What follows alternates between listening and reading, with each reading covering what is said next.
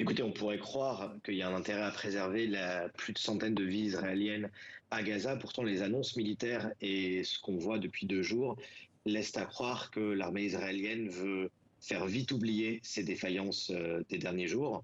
La surprise totale dans laquelle elle a été prise par l'attaque du Hamas sur son propre territoire.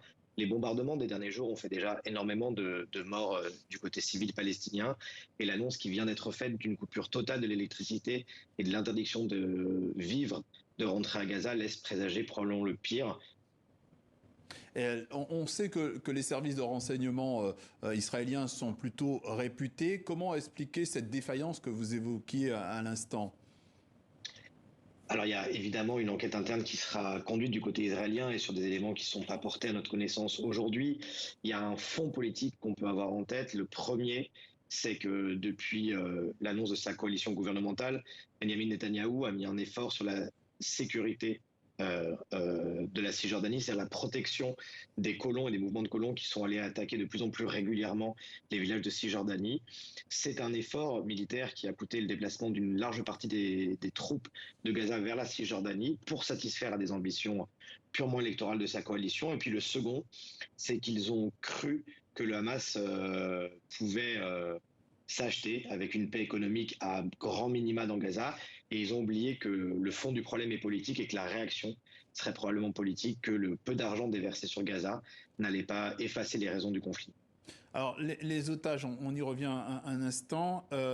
Est-ce que le but aussi, c'est que pour Israël, c'est d'éviter de se mettre dans une situation où il serait dans une possible hypothèse d'échange de prisonniers?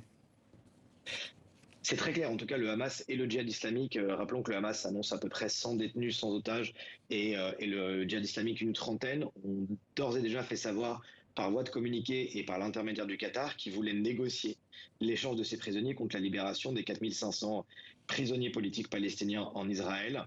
Israël a opposé une fin de non-recevoir en disant nous on veut la libération, on exige la libération des otages israéliens en préalable à un cessez-le-feu.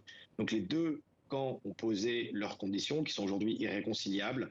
Je ne sais pas si des canaux de médiation vont s'ouvrir entre les deux. Pour l'instant, la réaction militaire israélienne laisse peu de place à ça, mais c'est évident que du côté palestinien, cette question des otages israéliens est intimement liée à celle de la libération des prisonniers. Et le fait qu'Israël vienne d'ordonner finalement la cessation immédiate de son approvisionnement en eau de la bande de Gaza, finalement le durcissement, c'est pour les populations civiles. C'est cette population civile qui va en payer le prix.